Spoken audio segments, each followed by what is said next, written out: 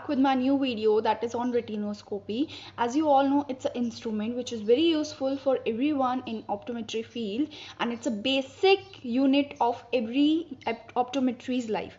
So in today's session I'm going to tell you about how we do the procedure with sphere to sphere in retinoscopy, and in my next session I'm going to tell you about sphere to cylinder retinoscopy. And in today's session there is a amazing article which I tell you in the last of the video. So please be attentive in whole session, and please watch till last so that you will came to know about what was that amazing topic which I am going to tell you in today's session. So have a look.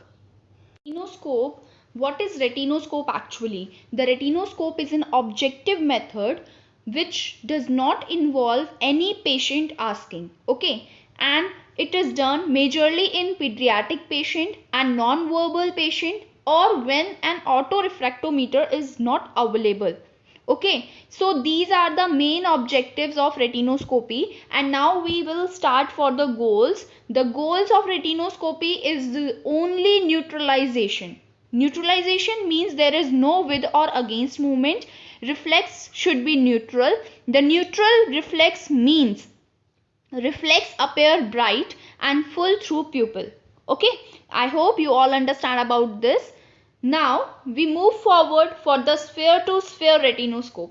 The sphere to sphere retinoscope is step 1. We will adjust the streak of retinoscopy at 67 cm from patient's eye. Means we should have our streak of retinoscopy at 67 cm of eye from the patient. Okay, at 67 cm of distance from the patient. Now the step 2, then starting from 90 degree streak, means we should change the streak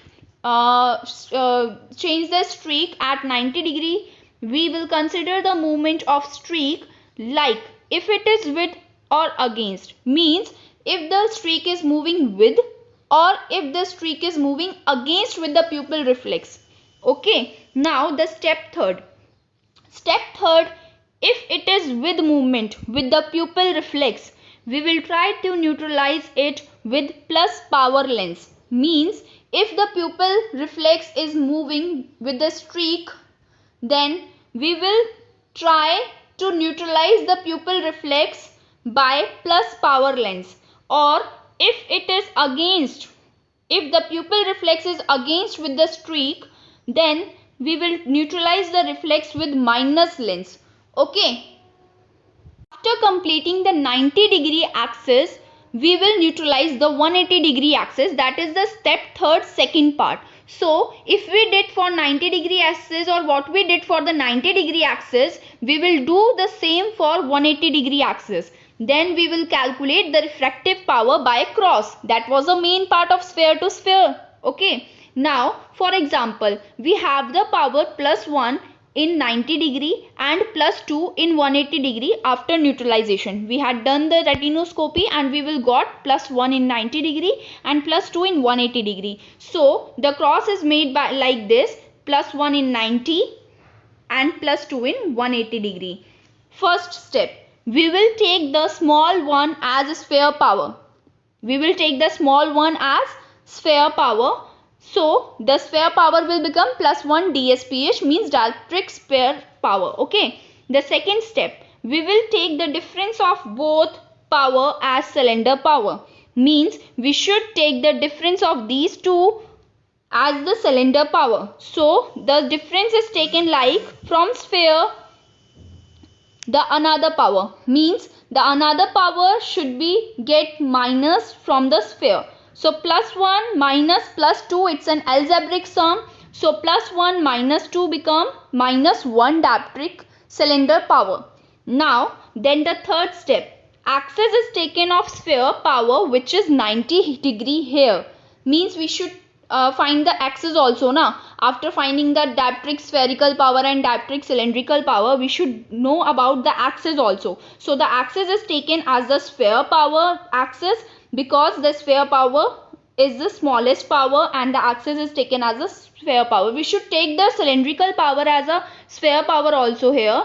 We should take the 180-degree power also here, but this should be done after transposition also. So I have taken the small one as a sphere power. You should take plus sphere power plus 1, and you can take the minus 2 plus 2 power also as a sphere power. Then as I can I had taken the smallest one as a sphere power, you can take the plus 2 also, and then do the same thing step by step.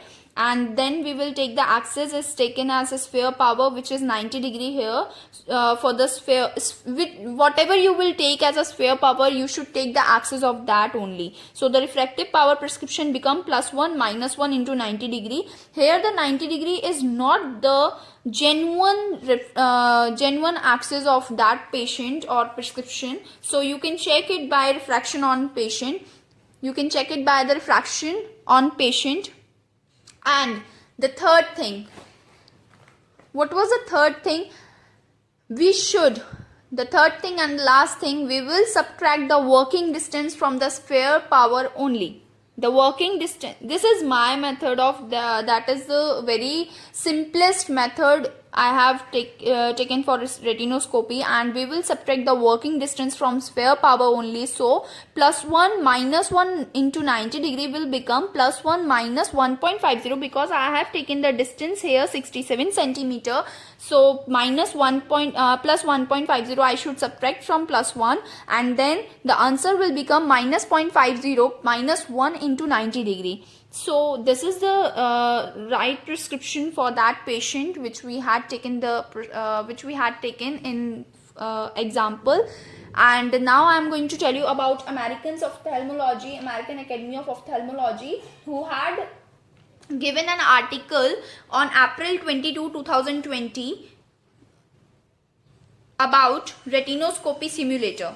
So the retinoscopy simulator is designed for students to learn and practice the principle of retinoscopy, to visualize how light reflects in an eye with various refractive error and amount of astigmatism and from various working distance. So kindly have a look on the website I have given in my link, so that you can read this article, which is really beneficial for today's optometrist to do the retinoscopy with retinoscopy simulator instruments. So thank you so much for viewing my video till last, and please like it, share it and subscribe it after watching or before watching the video. Thank you so much.